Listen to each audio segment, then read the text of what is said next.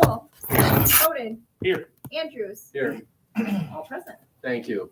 Proof of giving public meeting notice, Aaron? Yep, notices were posted at both schools, sent to the Village of Dickeyville and Cuba City Hall, and members of the media on Tuesday, February 14th. All right, consideration of the consent agenda. Are there any items, A through F, that you would like pulled for further discussion? Hearing none, would someone move? I'll move to approve the consent agenda as presented. Is there a second? I'll second. Collins. Yes. White. Yes. Schrader. Yes. Hinderman, yes. Poole. Yes. Bowden. Yes. Andrews. Yes. Motion carried. Before we move on, I just do want to thank Board Member Collins for his 2-year stint as a middle school football coach. Board members are not allowed to take a salary, so he basically did that for free for a couple of years while his son went through there. So thank you very much, Brad. Yeah, thank you, Brad.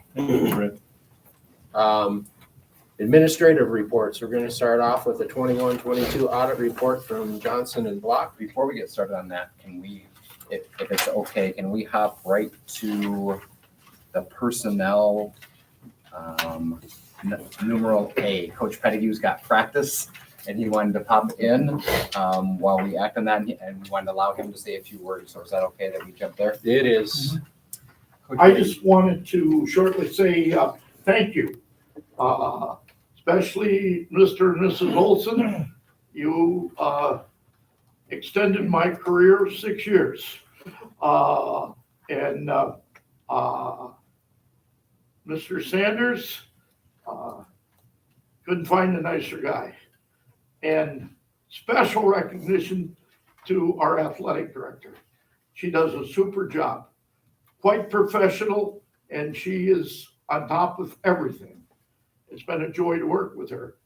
The board, Gary Andrews has been president as long as I've been basketball coach. And I remember I had Henley in school, and he was the smartest kid I've ever had in the classroom. But I got upset with him because I forced the kids to take notes when I was talking. And I found out later, he just would be writing a letter. He wouldn't be taking any notes. Well, I knew on the test he wouldn't do well then. He aced every test. He aced every test. A big thank you to all of you. I appreciate it. Thank you. Well, thank you, Coach Thank Pettigrew. you. Those-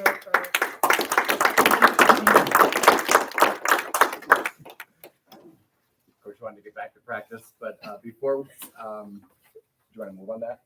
Or make a We motion to can. move on that one. Before we do that, obviously, somebody's been here for over 50 years. When he announced his retirement on Twitter, the entire state of Wisconsin, you kept seeing tweets and different things from other coaches, but one kind of stood out. Said, looking at Jared Pettigrew's career, he could be 27-0 for 37 years with that number of wins. And that was just unbelievable when you start to think about what 1,000 wins actually means. So I think anywhere in Wisconsin, if you talk about boys basketball or even high school basketball, Coach Gard, as the UW Badger coach the other day, said that Coach Pettigrew is certainly on the Mount Rushmore of coaches in Wisconsin at any level. And I think that's correct. When I was a girls basketball coach up in the Fox Valley, I was the girls varsity coach in Elmira. Whenever I had a trouble, I'm like, I can't figure this out. I call Coach Pettigrew, and he just talked me through it. And I am one of the hundreds, if not thousands, of coaches who did that. And Coach will tell you that we're put on this earth to help other people. And he certainly walks that walk, not only talks the talk. So a personal and professional, I will recommend that we act on his retirement and approve that with a certain level of sadness, personally and professionally.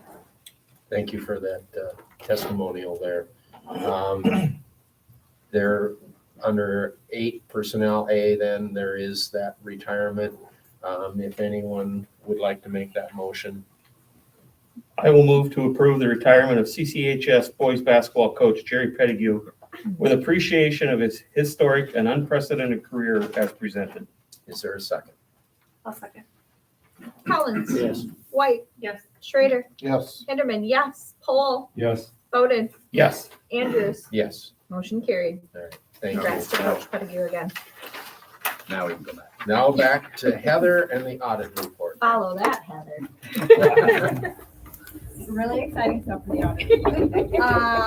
So I'm presenting this on behalf of Johnson and Black. They submitted a report to us. They audited our financials for the year that ended June 30th, 2022. They issued all their reports, all their findings, all their financials. They sent all of that information to Aaron and I. We reviewed, we accepted it. They then turned around and prepared and filed a couple reports with DPI. That's listed there. I'm looking at this audit presentation to the Board of Education. So We have that. Okay, if you Thank want to you. follow along with that. On page 2, that just kind of summarizes our financial statement. One thing that I want to bring your attention to is the bottom right-hand side of the page. We did end the 21-22 fiscal year with a surplus of a little more than $78,000. We did move that money into Fund 46. Just as a reminder, Fund 46 is kind of like a savings account for school districts. But that can only be used on capital But it projects. can only be used on capital projects, and once we started that Fund 46 account, you can't touch the money for 5 years. So we don't have access to any of that money until next April. Moving on to page 3, that is showing you several graphs regarding our general fund balance. Again, I want to bring your attention to some of the numbers on the bottom right-hand side of the page. At the end of the 21-22 fiscal year, our fund balance was a little more than $2.3 million. Per our fund balance policy, our goal is to have about, our benchmark, or our goal is to have 20% of our expenditures in our fund balance. At the end of last year, we had 24%. So we're well above our benchmark. In order to make payroll and avoid any short-term borrowing, I feel with our current expenses and our revenues, we actually need about 22% in our fund balance just to avoid any short-term borrowing. Moving on to page 4, this shows a graph of all of our revenues and the different sources where we get our revenues from. We did receive more money from the federal government last year. That meant that we had to have another single audit. And we will continue to have a regular audit and then a single audit until we use up all of our ESSER dollars. So this is not just unique to Cuba City School District. All school districts that are receiving money from the federal government, if it's over a certain dollar amount per fiscal year, $750,000, you have to have a single audit. So we had 2 audits. And at the bottom of that page, that's just showing you the different categories and the different things that we received in unplanned revenue, around about, $350,000. That was unplanned revenue that we received. Moving on to the next page, page 5, that kind of just gives a recap of our tax levy. You'll notice our mill rate over the last 5 years. We've decreased our mill rate by 57 cents over the last 5 years.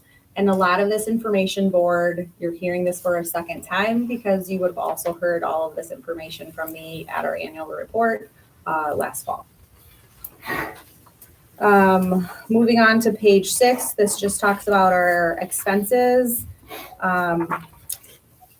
our auditor is showing over the last 3 years what our expenses look like. Yes, our expenses did increase, but if you look at it category by category across the top, all of the percentages are very much in line with, very comparable with previous years.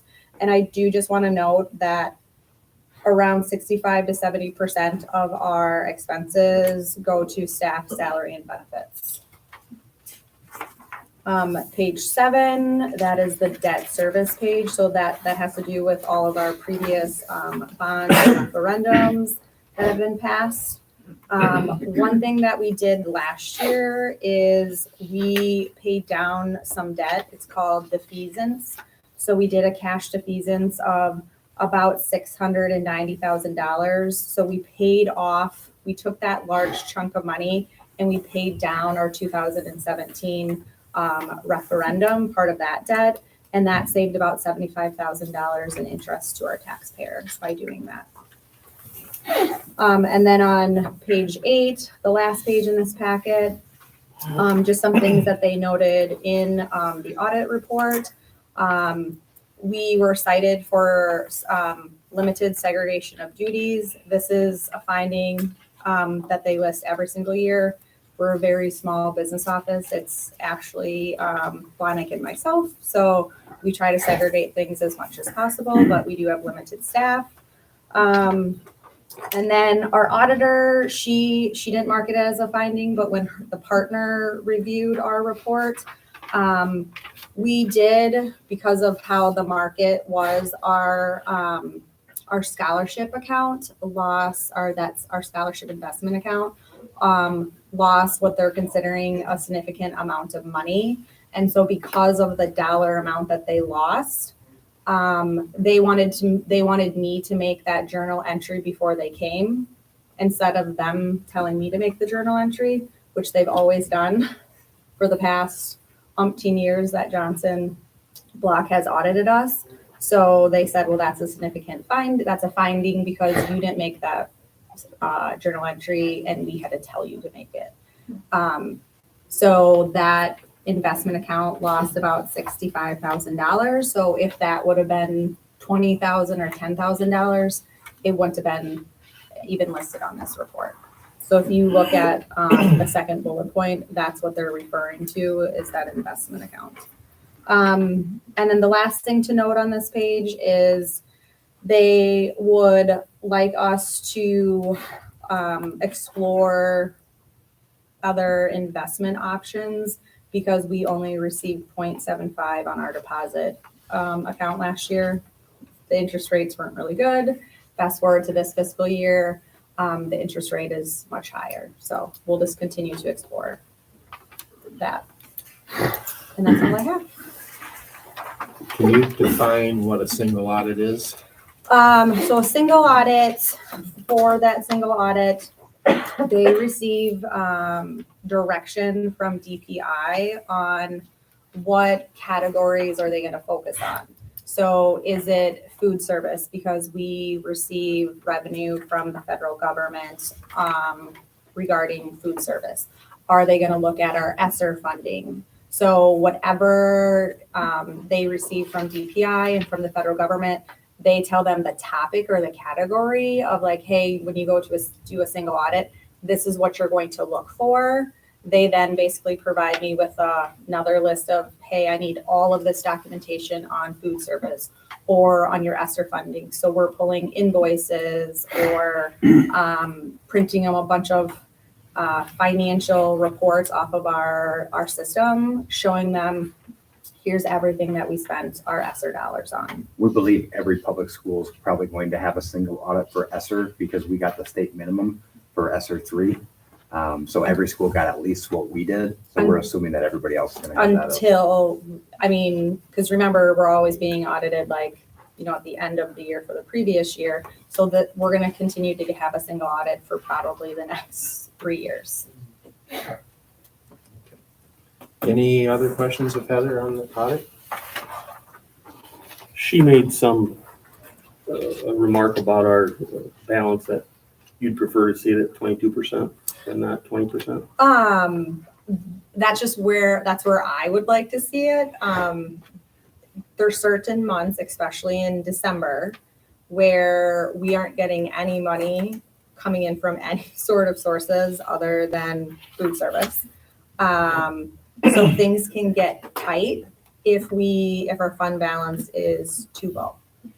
So we have to watch our expenses. I that's my personal opinion. I'm not suggesting that we need to like change any sort of policy or the board's goal.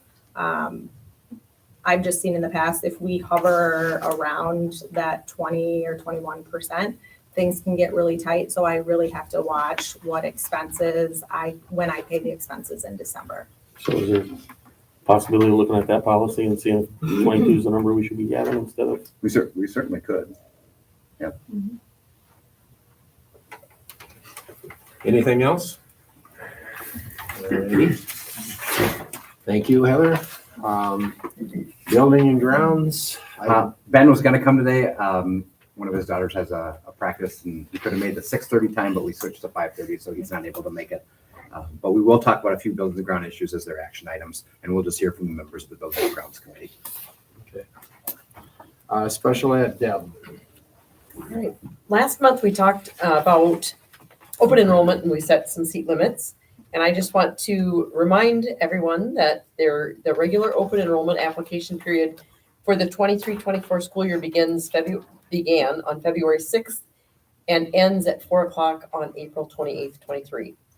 So there is a link on the website for more information, or people can contact the school if they're looking to open enroll and need help with that.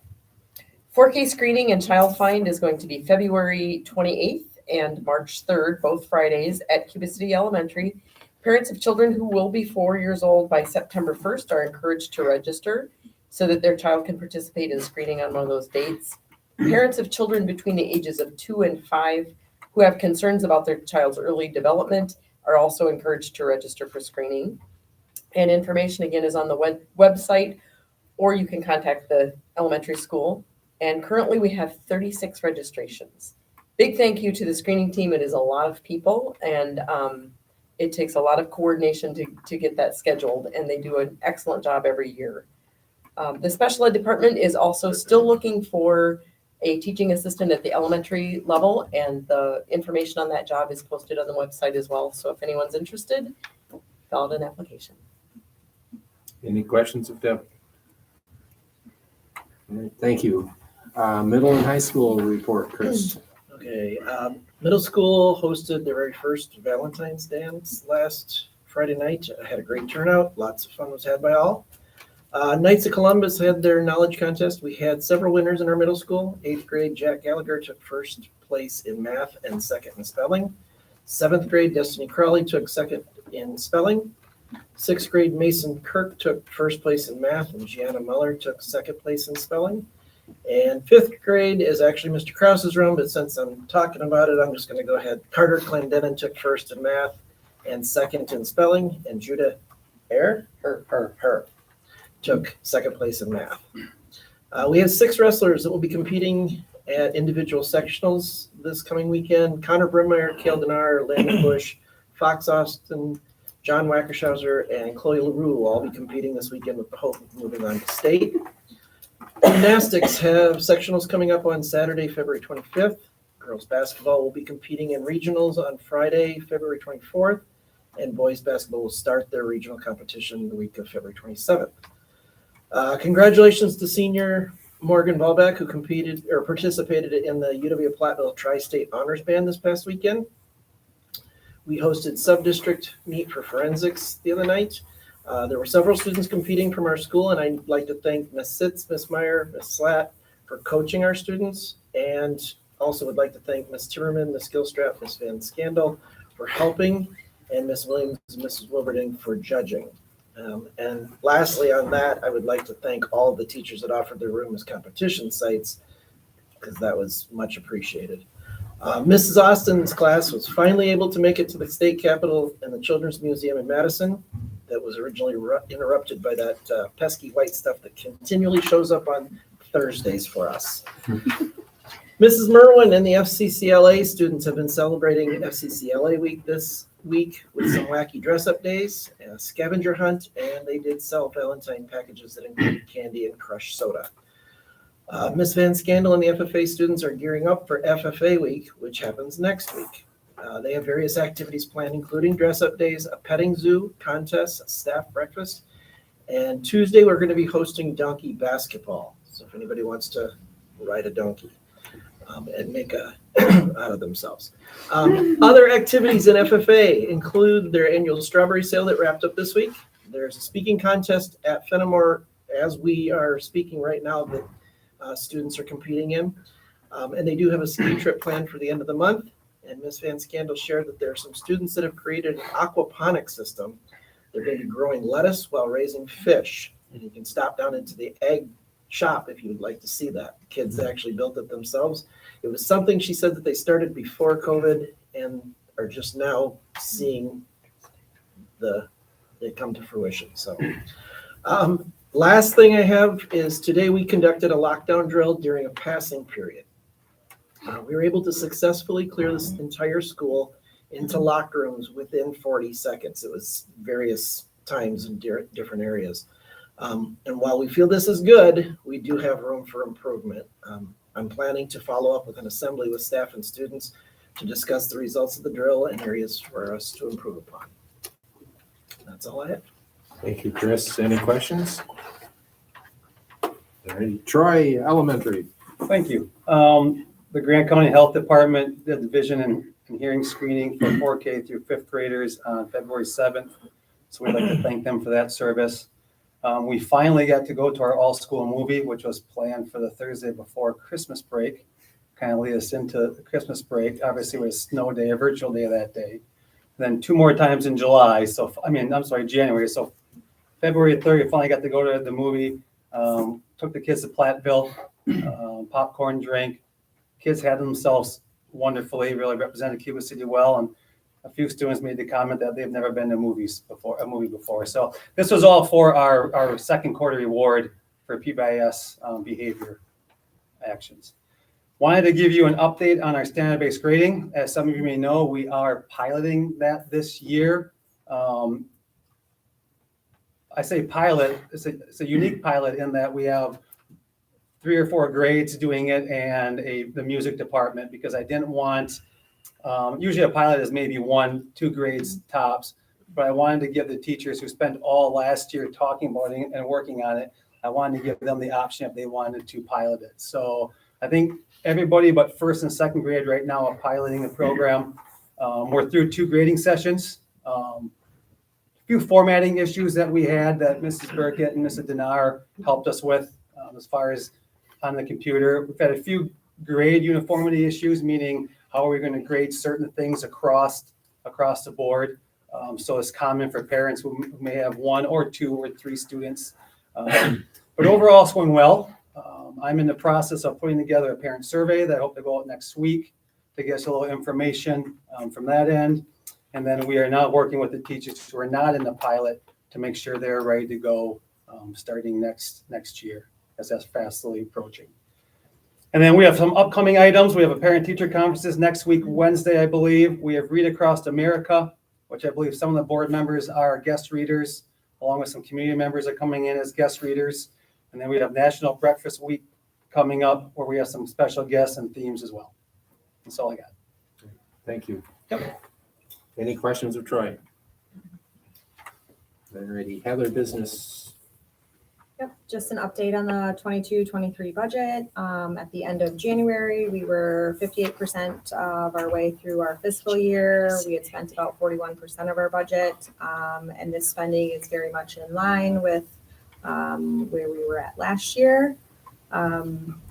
Since our referendum passed in November, we were able to open up our referendum or Fund 49 checking account at Mound City Bank. We opened that in December. So I'll start every month. I'll be reporting to the board on our referendum account, our expenses, revenues, and the balance at the end of every single month. So during the month of January, our revenues we pulled from remember, we kind of have like a bridge loan right now is what it's called. So whenever we have expenses coming in, we have to go request some money from our bridge loan to be deposited into our checking account at Mound City Bank. And then we can go ahead and write checks off of that account. So we had a total revenue of $106,522. Our expenses were $96,522, leaving us a balance at the end of January of $10,000. We update on the 23-24 budget because we have started that process. The 23-24 teacher budgets went out to staff last week. This week I started working on department budgets, and then sometime towards around the beginning of May is when I'll have the first draft of the 23-24 budget ready to be presented to the Budget and Finance Committee. Aaron and I participated in the referendum bond rating call. The district maintained our A+ bond rating. This is a really strong bond rating for a district our size. This strong bond rating is due to our board having very tight policies and being financially stable. And you will be able to find the full, if you want to see the full bond rating summary, it was in the Google Drive folder for tonight's meeting. On February 6th, our bonds were sold, so that was exciting day. And pre-referendum, Bear was estimating that we would be looking at interest rates of about 4.5%, but they were actually able to secure an interest rate of 3.94%. This equals about $1.4 million lower in interest rate costs than the pre-referendum estimates that they provided us. So that's a very big deal. And then the last thing I have is that I submitted our 2022 WRS report to ETF. And that's all I have. One thing to keep in mind, because it might sound a little odd, if we've spent 41% of our dollars and it's February, keep in mind. January. It's through January. Keep in mind that the way the budget works is The budget rolls over June 30th, except staff salaries go through all of August. So everything else is done June 30th, but that year we still pay salaries and that's just a little off. I just know that sounds a little different. So just keep that in mind. And that's the biggest part of our budget. Thank you, Heather. Any questions? All right, Aaron, superintendent report. Yep, we received word that the Jewel class action lawsuit is winding up, and we will be getting some funds for that. They have not sent anything. Basically, we spent about $20,000 on vape detectors. We're hoping to get, some of that recouped. We haven't gotten any dollar amount yet, but that is pending. That same group is forming another class action lawsuit against social media companies. We don't have any dollars allocated towards social media. I wasn't sure if the group wanted me if the board would want me to proceed with that. And I'll send more information on that specifically. It was really easy with the Jewel thing. Like, hey, that was an issue. It required us to spend dollars. The social media one, they're just saying in a roundabout way that this social media knew that they were harming kids' mental health anyway. So that's something that I'll be reporting out with a little bit more.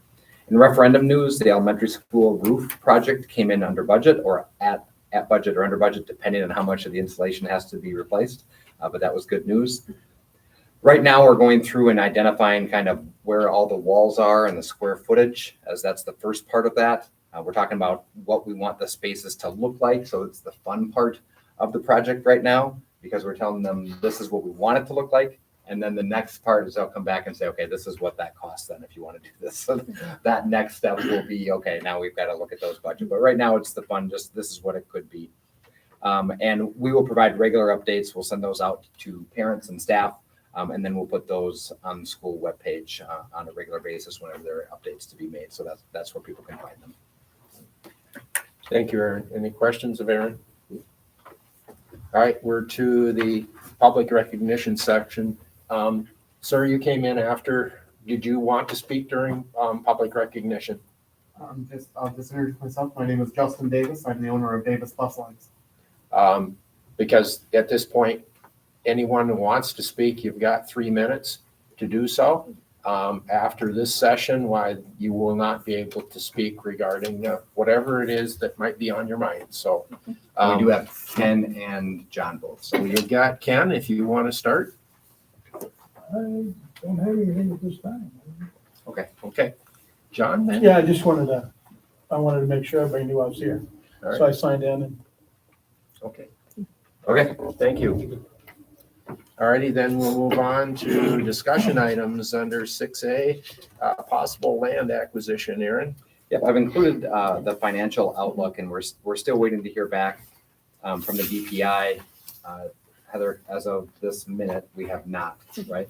The last thing that I heard is that they are taking it to their school finance regular meeting to discuss with the director at DPI in school finance, because no one's ever asked this question before. So the question that nobody had asked is, can we use Fund 46 dollars, which is for capital projects?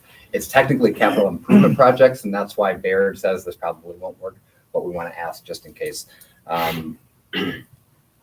is can we use that for land acquisition? So depending on where we are. So that direction, the lot over the field due west of our campus is for sale for about around $780,000. It basically doubles our footprint of what we currently have. And so we asked it, could we use our Fund 46 to make payments on that? And that's what we're kind of waiting to hear back from. We do have it amortized out over 10 years. It's about $98,000 a year. We would be using the middle one, probably is the best route for us to use. They also have a less expensive payment each of the first 9 years with a balloon payment on the end. I don't think that's really what we want to be doing is paying out 40% of that in the last year. So we were looking at kind of that $98,000. Really, this won't be used for those 10 years while I don't anticipate it, I guess, anyway, that we would be using it.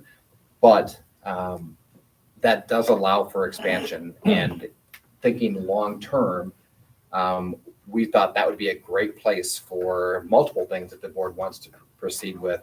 In 20 years, when the 2022 referendum is all paid off, that elementary school will now be 70 or 80 years old.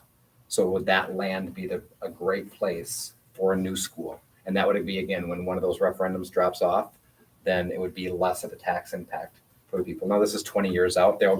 I don't think any of us will probably be in these same spots in 20 years. So this is an investment for the next 10 years of about $100,000 a year, knowing that we're not going to get anything immediate out of this. But I think long-term for the district to sustain it and be able to grow, and if they fill all those 80 residential lots in Keeler and another 15 in Dickeyville and 220 that they may have in the city of Cuba City, we may be looking to expand at that time. So I think it's a good time to do that, but we all have to understand that we would the field would look the same. We would try to rent that out as a crop field, and they get about $13,000 a year in rent, so that would help offset it a little bit. But know that this is for the long term of the sustainability of our district. It does not meet any immediate needs. Any comments, questions? So that's the overview. The next part is when you're going to buy land, there's a process. So first of all, the board would have to allow me to engage with the realtor about making an offer. The offer would be contingent on the process of basically kind of a vote of the electors. So we would have basically like the annual meeting We invite people to come in and they would be able to vote yes or no. Do we spend money on this land or not? And the results of that meeting matter. Like in the annual meeting, a lot of the powers of the annual meeting have been stripped in the last few years, where that's still an annual meeting, but there's no power in the annual meeting. So here it is. If 50 people show up and 30 say, no, we're not buying the land, then we could not buy that land. But if majority say that we can't, that we should, then we do. We have to post it in a specific notice in the newspaper 2 different times. There's a timeline deadline. So this isn't a quick process, but that's kind of the process that Will laid out. The only 2 times you can buy land is at the annual meeting or a special meeting of the electors. So at this time, later on, we've got an action item about this, whether you're going to grant me the ability to negotiate or make an initial offer and work with that realtor. But before we get to that point, are there any questions that would help people feel good about voting one way or the other when we get to that action item? No questions. Okay, silence, I guess, is golden. All right, item B is rebranding options for the school logo and or mascot. Yep, I had sent everybody on the board just kind of some basic research on a lot of rebranding. Most of that is higher, upper university, because that's where they tend to do that. So we want to look at it and say, okay, what things does the board really want to look at? And we want to set some parameters. So I am not suggesting a total rebrand. I don't know if anybody here, if that's what they want. That those are extremely expensive and time consuming, and there's a lot of hurt feelings in that way. I think the biggest part of this is what I'm hearing is, can we just get a mascot? And some people are like, well, if we get a new mascot, maybe we have to change the nickname. I haven't heard too many people say they want to get away from our gold and black, but colors would be another item. And then just if there are other items or parameters that you want us to focus on, Carrie has really done a wonderful job so far of saying, hey, if we do this, we need to know this, and we want to have it. So she's kind of really looking forward to this. And some of it is maybe not looking forward to it. She just gets asked all the questions. So she wants to be able to have all the answers. So I'd like to hear just from the board is what are you looking for? Are we looking for a mascot? We're looking for a nickname.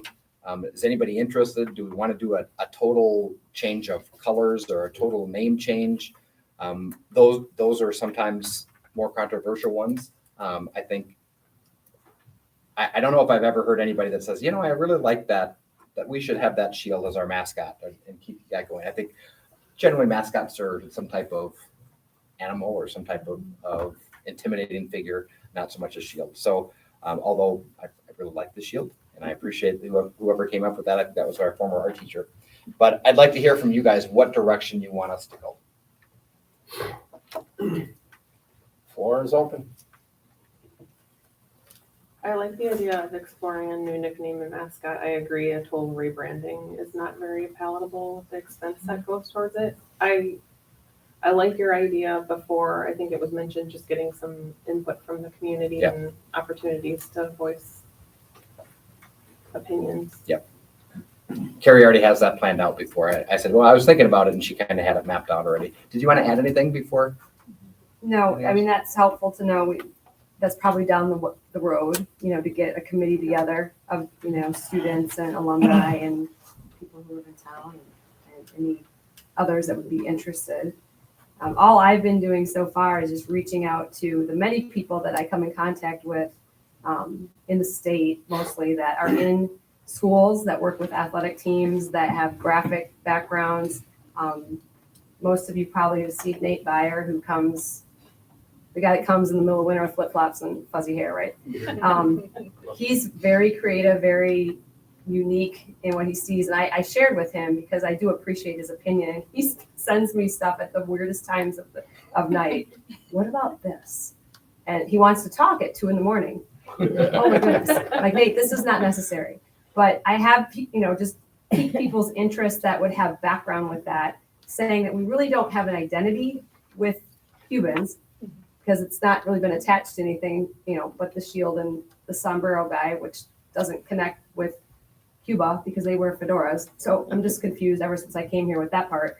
But that's probably one of the pieces that we're looking at too, is what do we want Cuba City to be with an identity? And then look at, an image, a mascot, and maybe the lettering. So I've asked anybody that's in gymnasiums that, or schools that have colors of our colors, because I would assume that that's going to stay put too. And I personally think it should. So that's just where I'm shopping, throwing a lot of things in folders. Anyone else? I would just say, as someone who's been through a rebrand at the collegiate level, don't do it. A full rebrand. I mean, Right. I'm fully for a mascot, and I would like to keep the same colors, but mascot. And if you're talking about like logo, like you said, you really have to come up with a story for the mascot to generate buy-in, and I'd be happy to include some of that when we get to that point down the road. But yeah, I think it's a good idea, but please, please, please not a total rebrand. Anyone else? Dan, Chuck, anybody that might have graduated from here that has a different opinion or? That was a long time ago, Gary. Wow. We had a mascot back then, it was tiny. Tomato sunburn. Yeah, Tiny Weber was our mascot. I- I know times change, but we want to totally kick everything up the curb, try and keep it as minimal as possible. That's about all I got. I'm fine with, as Megan described, I mean, if you're looking for a character or, could be anything. It can help generate a lot of school pride if the students are a little bit more engaged with not a shield. Right. Carrie had a great idea. Do you want to share yours? Well, which one, Mr. Olson? There's Seahawk. She's got a folder full. That was Yeah, one I of haven't them. seen anything besides that one. Yeah. Well, if we needed to or chose to remove Cubans, I mean, if that's something that we're concerned about, but including it in a secret way with just the letter C, because we have the big C concept anyways. I was throwing that with different characters, and I think the one that Mr. Olson thought was good too was a hawk, but it would be not like Seattle Seahawks, but a Seahawk, like the Cuba City Seahawks. And it's just ideas like that we can try to mesh. I don't consider myself being creative at all. I just don't sleep sometimes, so I do a lot of looking, and there's just really not a ton of things attached to Cubans. I think we're the only ones, to be honest with you. And like Dubuque, the Duhawks, Duhawks, that I just thought Duhawk was some bird I didn't know about. Apparently that's just the Dubuque Hawks, and that's how they shortened that. Right. So again, I like that example just as something to throw out as, hey, that's a way that we can keep the identity. But there would be a logo that goes along with that. Correct. So Chris, you had some I did. some students come So up when with we ideas. started talking about this, one that came to my mind was, I like the rule of Cuban Thunder. But I was like, what do you do for a mascot for Thunder? So I talked with Mr. Hadfield, and we came up with the idea of Thor. So there's a couple drawings there that he has worked on.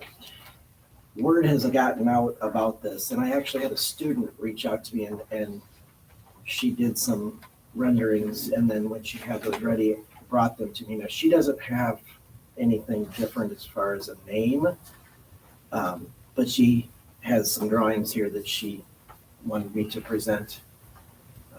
I thought they were a picture of something, but she actually She drew yeah, these, they're really good. yes. And she likes the bee one, but she thought that the wasp one would be, in like a yellow jacket, would be very intimidating. Which I kind of liked because I, was UW Whitewater or UW Superior Yellow Jacket myself. So Well, I would certainly like the mascot and the nickname probably to change. And I like the idea of, getting a committee of people to feel like they would have, some input and be able to help with that. And just for anybody who's watching at home, These are just ideas that were brought up. There's no action being taken on any of these things. They're just different ideas that sometimes we might look at 70 different ideas and they'll spark other good ones. So that's kind of where we are in that process. If you do like Tubin Thunder, I will make sure that the band learns Thunderstruck. So. Good. So basically what I'm hearing is proceed with mascot nickname. We want to keep the colors, gold, black and gold. And Megan says, please do not do a total rebrand. So that's the direction that we'll go. Okay. All right. Is it a Cuban sandwich? Cute. That's Brett next.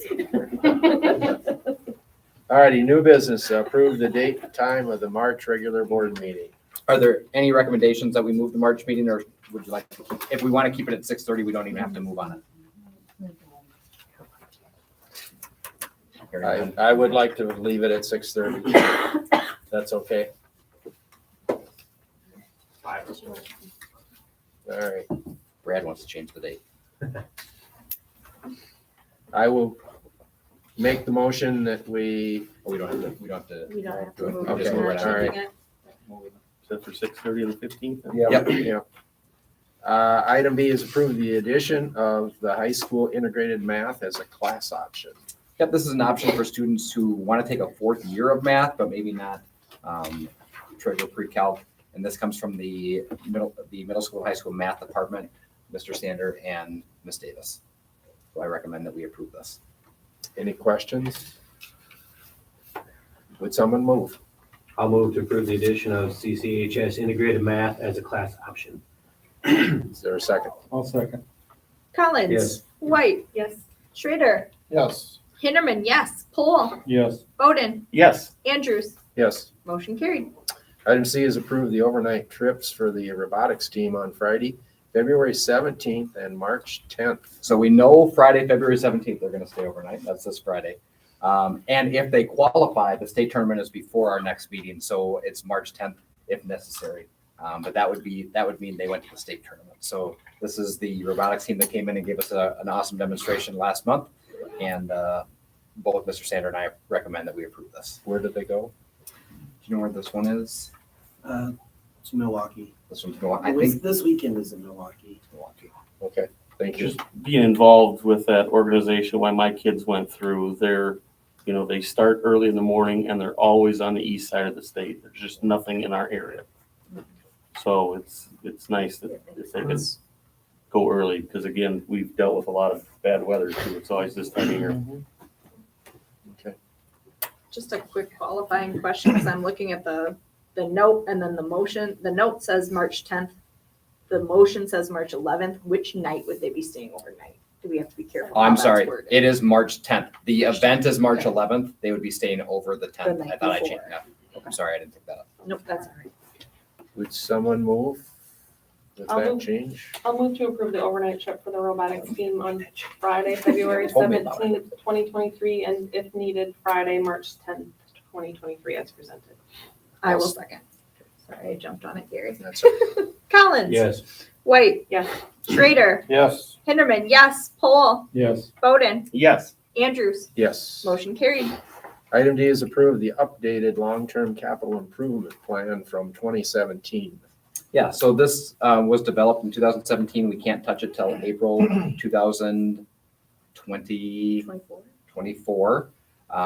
And back in 2017, this was actually before we got everything done with the referendum. And actually, we took care of some of those items with contingency dollars at the end of that referendum. So what we did is went through that capital improvement plan and buildings and ground department, cross off all the things that we've been able to take care of because they don't need to be on there anymore.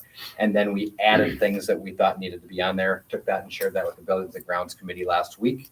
And we'd like to get that approved by all of you. And really what that means is anything that we would like to use Fund 46 for has to be on that list. If it's a capital improvement project, we can put it on there. Just because it's on there does not mean that we have to do it within a certain time. So with that list, it just makes sense that after another referendum, we go through and update it probably in about 3 years when the 2022 referendum is all done. We'll do the same thing.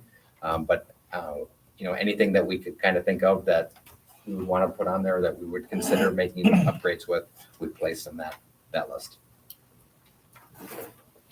Would someone move if there's no questions? I'll move to approve the updated long-term capital improvement plan as presented. Is there a second? I'll second. Take your pick.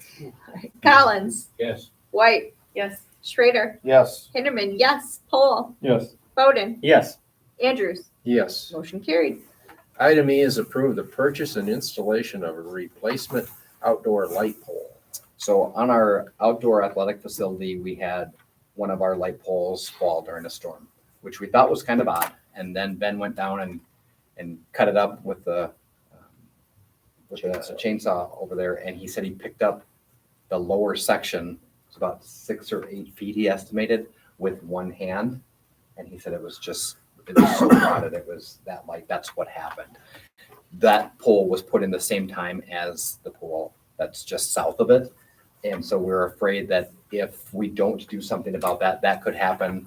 And in the spring and the fall, if the wind blows the other way, heaven forbid, that would blow onto our field and that could injure somebody. So we would like to take care of those things. The insurance will take care of the first one. We didn't know it was working. That project is about $30,000. And since they're already on site, to do the exact same thing for the southern pole is another $10,000. So it just makes sense that since they're here. This went through the Buildings and Grounds Committee, and they unanimously said, yes, take care of that at the same time. If there's no questions, let someone move. I'll move to approve the purchase and installation of a replacement outdoor light pole as presented. Is there a second? Second. Collins, Yes. White, Yes. Schrader, Yes. Hinterman, yes, Pohl, Yes. Bowden, Yes. Andrews. Yes. Motion carried.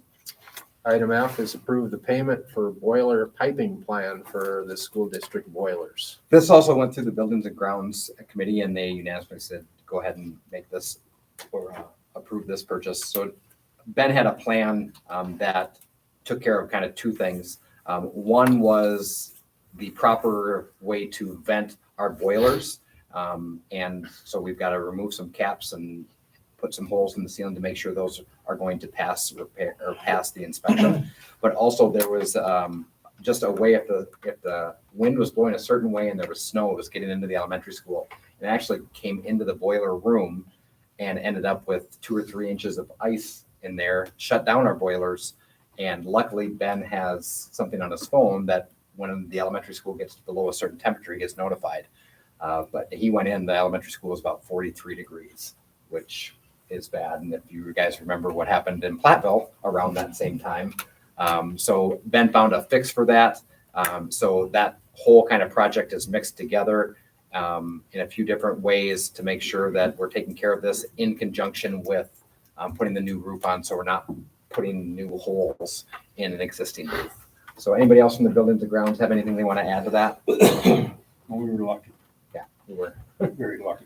Well, and that's why we got the system that Ben gets an alarm when it gets, When he's home. I think it took him 8 or 9 hours to get it back on.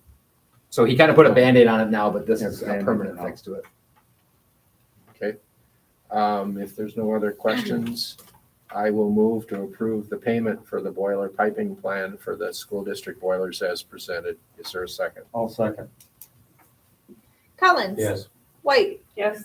Schrader, Yes. Hinterman, yes, Pohl, Yes. Bowden, Yes. Andrews. Yes. Motion carried. Item G is approve the trade-in of a district vehicle and the purchase of a new one. Yep, this vehicle will replace the Buick all-wheel drive SUV that we purchased a little over 3 years ago. We put this bid out to 6 local dealers, received 4 bids for all-wheel drive vehicles. The bid we are recommending is an all-wheel drive Chrysler Pacifica L, which seats 7. While this bid's about $2,000 more expensive than the best price SUV for the reasons that are for the usage that we have, having 3 rows that you don't have to fold those seats up and move, having 3 rows just seemed like a better fit for how we're going to use that. And we were able to get a trade-in value on the Buick for about $10,000. So we're recommending going with the Chrysler Pacifica L. Are there any questions regarding that? Would someone move? I'll move to approve the trade-in of district vehicle and purchase of the new one as presented. Is there a second? I'll second. Collins, Yes. White, yes, Schrader, Yes. Hinterman, yes, Pohl, Yes. Bowden, Yes. Andrews, Yes. motion carried. All right, item H is approve administration of power to make a land acquisition offer. Yep, so this is the one based on our discussion Yep. before. So basically, you're just allowing me to work with a realtor and come up with a fair market value and make an offer on behalf of the school district. Any questions or I don't have any, parameters or? I don't have any questions, but to me personally, I think it's just the best move for the district to explore that. Long-term planning. I think we're landlocked here and that would give us, who knows what the future holds, that would give us an opportunity to do what we would need to do in the future. Would you like to make that motion, sir? Yeah, I would love to. I will move to approve administration of power to make a land acquisition offer as presented. Is that our second? I'll second. Collins. Yes. White, Yes. Schrader, Yes. Kinderman, yes. Paul, Yes. Bowden, Yes. Andrews, Yes. motion carried. Item I is approve the contract for 23 to 29 transportation services. Yeah. So if you guys want to get out that packet, it's got yellow in the upper left-hand corner. We can go through those. So we put out a bid to several different bus companies. We received 2 back. I believe last time we put this out to bid, we only got 1 back, so it's good That is to correct. get multiple. So we got one from Russ Stratton Bus Company and Davis Bus Line. Both of them are represented tonight. So what we're going to look at is both of those bids and also the option of what if the district wanted to own our own and what that might look like. So let's look at the first page and look at the actual bids based on the request for proposal that we sent out. Looking at Stratton Bus Company, we asked them to price it out. What would it be for a daily route with the district paying the fuel? And that's what Southwestern does. What that means is there's a charge account at a gas station, and anytime the bus comes in, we just get billed directly. And I checked, and yes, that's how that works at Southwestern, and that's how both companies would handle that. So there's advantages and disadvantages for both about getting fuel costs or not getting fuel costs. So there is no, we're not out of any tax. We looked into that and checked. We basically get the same price for that. Now, might some people say, well, we'll give you a bid for this much gas since you're going to be a large consumer of fuel. We'll lock you in at this rate or that rate. Maybe there's some savings there, but no, we're not out of any tax. So if you look at that, it's got daily routes, the district paid. The first column there is Stratton Bus Company. When we're looking at daily route, if we pay for the fuel, that's $257 for Stratton and $198 for Davis. That means that every day we've got about 9 routes. And so averaging 178 days, that's just the number we use. Sometimes it's a little more, sometimes it's a little less. You'll see the number there where it's where Stratton was 411,281, where Davis Bus Line came in on the daily routes at 317,196. Obviously, if the contractor pays the fuel, that number is going to go up because they're paying for the fuel. Pros and cons about that: you lock in at a price, and when gas prices are good, whoever's paying the fuel makes out on the good end. But that's trying to predict the future. So daily routes with fuel, the difference was with Stratton, it was 469,770.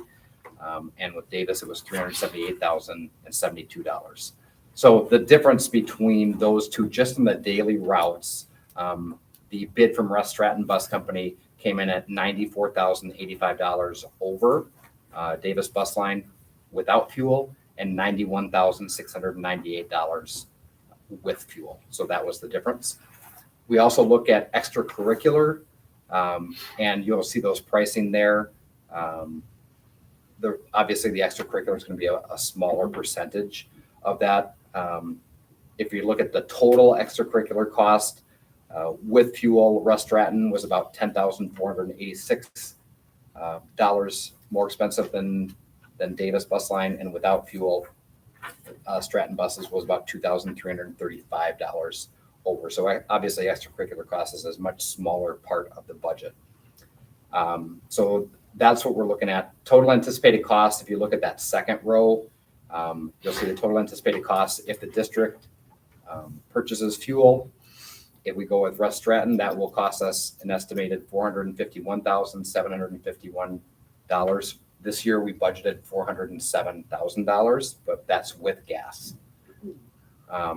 So if the column to the right where Stratton had their proposal was $522,540.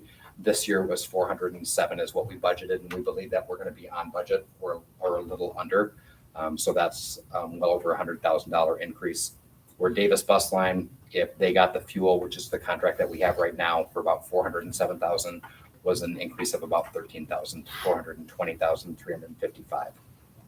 Looking at future years, because this would just be this year. So we looked at 2021, 22 number of routes. We looked at the hours that we use for extracurricular and the miles, and we just tried to make it apples to apples there. Fuel costs, one company said, well, we're going to estimate it 65,000. One says it's going to be 67, and one was 70. Those are all relatively close. It's just I use $5. Somebody may use $5.10. Somebody use $4.90, and that could mean the difference there. So those are the actual proposals based on the numbers that they gave us in the RFP. So before we turn the page and look at the own your own, are there any questions about the specific request for proposal numbers or our estimates? Well, at this point, I guess, just so that I am clear, the item in green, the Davis bus service is 96,000 less than Russ Stratton. Correct. Period. That's if the district buys the fuel, and that's at that $5 a gallon. That's what I had estimate. Yeah. And if Davis was to The contractor buys the fuel. if the contractor, buys the fuel, it's now 102,000 less than Russ Stratton. Correct. Okay, so difference of. It's a difference of $500,000 over 5 years.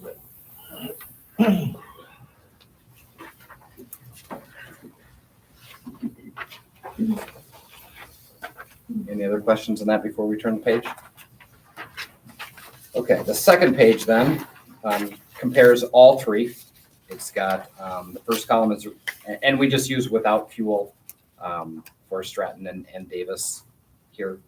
But it's got Stratton bus, it's got Davis Bus Line, and then if we look at buying our own, and this assumes that we would have to purchase 11 buses, and that loan payment would be $151,860. So looking down here, looking at without fuel, again, that green line, we just kind of added all the things that are in here for Stratton and Davis. Those two lines are pretty easy because we just asked for daily routes, extracurricular, and then we just added our estimate for fuel, which was within a standard deviation from what both the other companies had as well. And then we looked at on our own, and those were the things that we kind of came up with. So that's kind of the even, but if we went with Davis Bus Line for our estimated costs, now it is an estimated cost, and I'll tell you, I've never run a bus company, so it's an estimated cost. And I did work with somebody who did work in the bus company for about 40 years in developing this list, and these are estimates. But Davis Bus Line came in about $2,400 over us owning our own vehicles. So that's pretty even. And then Russ Stratton's came in $98,000 over what we had anticipated the cost for us. So looking at that, based on Russ Stratton had an increase of using CPI, no less than 3, no more than 6. So 5-year total could be, if it's 3% every year, it would be $2,754,299. all the way up to, if it's 6% each year, it would be $2,924,438. Davis Bus Line said, year one, it's 2.5, year two, it's 3, the next year it's 2.5, the next year it's 3. So it's not based on CPI. It was already set. So we were able to look out and say, okay, over 5 years, that will be $2,229,053. So we know what that is. Looking at that, there's about a $700,000 difference possible. And that's assuming that if CPI was 6. So it could be that much.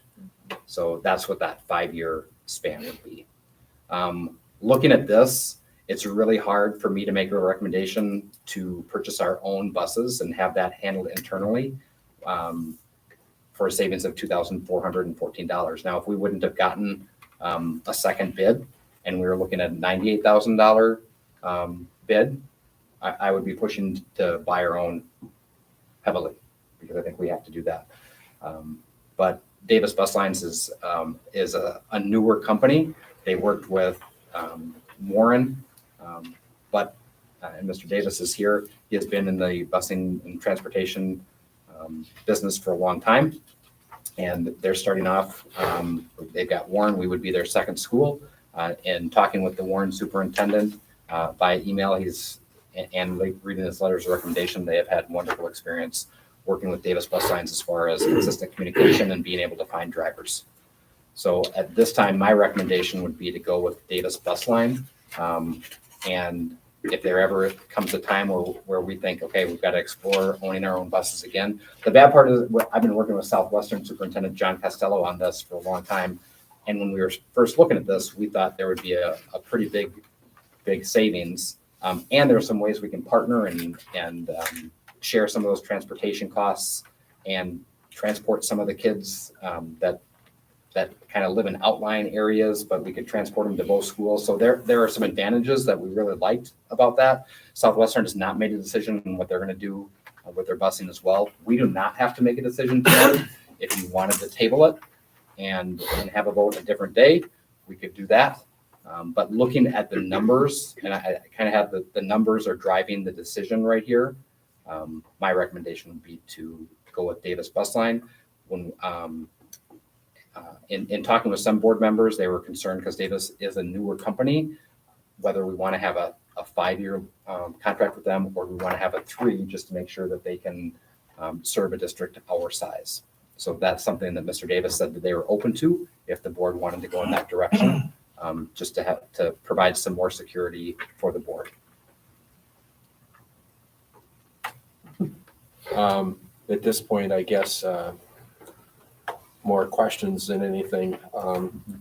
If we go with Davis,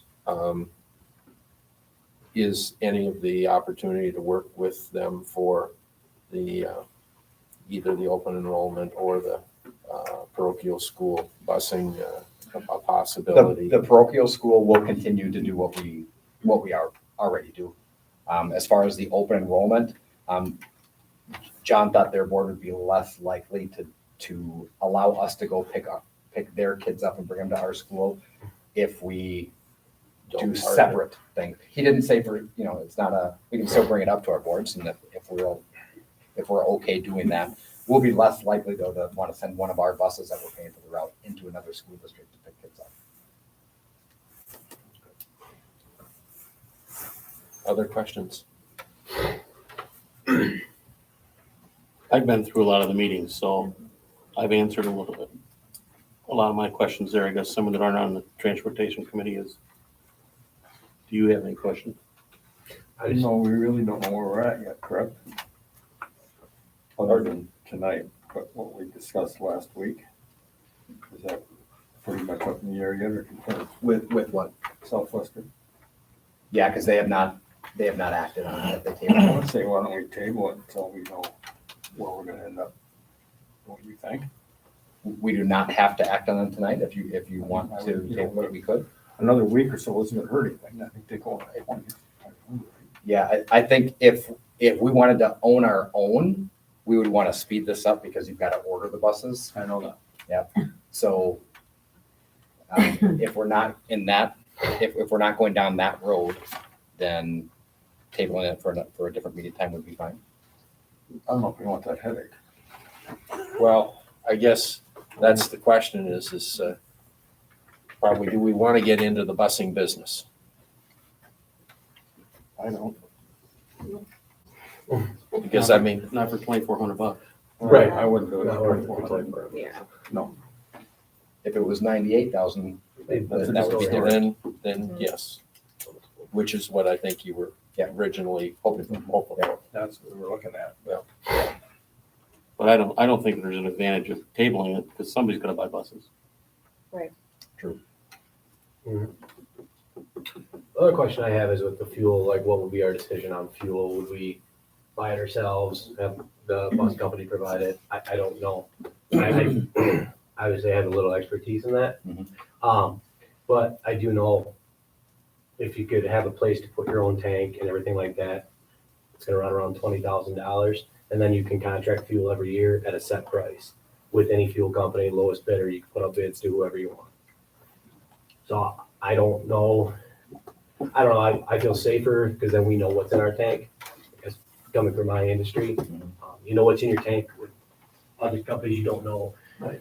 Say you fill up a Quick Trip, I don't know what they have in their tank. I don't know. That's just my opinion, but that's just how I feel about it. Do you think it's a safer route for Well, a if district to buy the fuel? you have a place to put a tank and buy your own tank, then you can bid out the fuel yourself, lock it in at a certain rate for it'd be January 1 through December 31st. Yeah. And it's locked in at that rate all year. Right. Yeah. So, I mean, it has its benefits. Obviously, you gotta pay upfront for a tank, but like I said, it's around $20,000 for tank, concrete, everything, to be state legal and everything. Then they gotta pass state inspection every year, don't they? Yep. I Contamination. don't think you're gonna do it for that. Huh? I don't think you're gonna do it for No. that. For what? Nope. For $20,000. Nope. Okay, That's the industry I work in. Well, I mean, at this point, is that something that if we went with Davis, you could work on that detail? Because obviously, if we would approve Davis, is it, just that in itself, it's not with or without fuel? Right, we would just let them know one or the other. Right. Yep. So you'd have time to work on answering that question. Mhm. Yeah. As The other which thing is, made would more we want to sense. go 3 years or 5 years? If we're going to go a 5-year contract, then a $20,000 investment really isn't as big a deal if we're going to, get gains for that for the next 4 years. 3 years, do we just go with a But in 3 years, we're gonna have to do another True. contract, and then Yep. we can just decide to buy our own fuel. I think, that's just my opinion, if you buy a tank, it's yours to do with the fuel what you want to do with. That's my opinion. Is it possible to have an agreement that says it's, it's 5-year, but if at the end of 3 years or whatever lead time, service isn't meeting the needs or expectations, there's an out on that contract? Would that be? I have absolutely no reason why I would object to that. That's essentially what a 3-year contract would be, with a. You went with 5 years and you wanted to reconvene at 3 and just see where it stands, I'm fine with it. I mean, it's just something I thought of, but I don't You're know. taking a leap of faith in me, so I'm gonna do the same. I'm perfectly happy. Any other questions? We have a motion here, if somebody would want to make.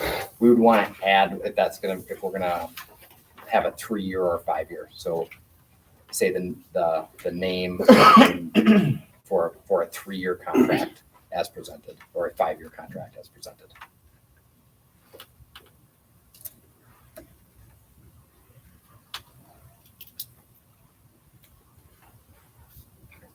I don't hear any motion.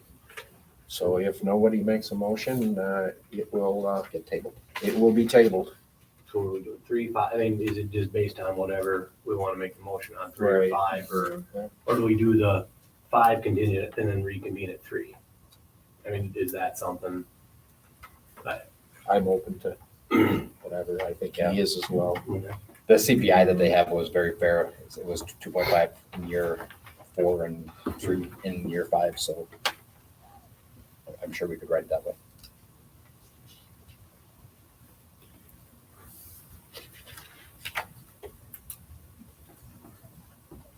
All right, I'll move to approve the transportation bid by David Bus Lines for the 5-year contract, reconvene at 3. is there a second? I will second. Collins, Yes. White, Yes. Schrader, Yes. Hinderman, yes. Pohl, Yes. Bowden, Yes. Andrews, Yes. motion carried. We did personnel A already, so we can go to B. D is approve the retirement of Cuba City High School custodian Craig Meyer. Aaron? Yep, Craig is our nighttime custodian here at City High School, has worked here for the last 12 years, does a wonderful job for us, and we will miss him and his smile, but regretfully will accept his resignation. Would someone move?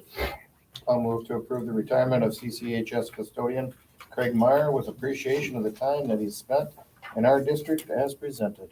Is there a second? I will second. Collins, Yes. White, Yes. Schrader, Yes. Hinderman, yes. Pohl, Yes. Bowden, Yes. Andrews, Yes. motion carried. Committee reports, budget and finance, looks like you had something the end of May. Yeah. For the next budget. That'll be the first draft. Okay.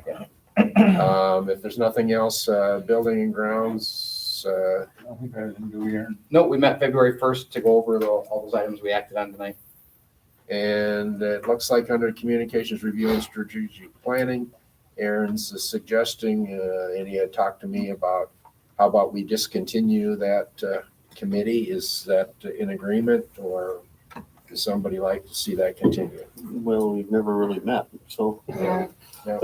Just remove it from the That's just agenda. having the- And it's not that we're not meeting, it's just we've chosen for those items, we just use special board meetings and we bring the whole group in instead of having a committee.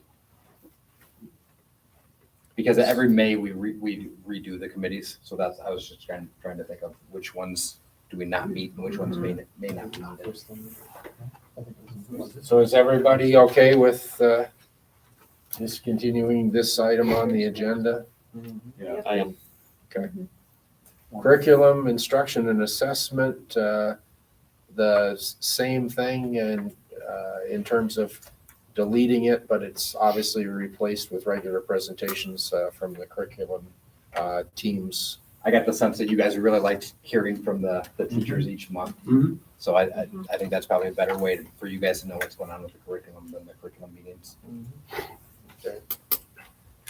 Personnel, will meet in the next couple months. Policy met in December, no need for, About every 4 months we'll meet. technology and transportation. There was a meeting last week and we pretty much covered. Anything else, Dan? Nope, nothing. Okay. Foundation, you had a meeting. Anybody want to report on? We had a meeting, Chuck and I and George, our financial advisor, along with Aaron and Heather. And yes, as everybody knows, that the stock market's down the last year.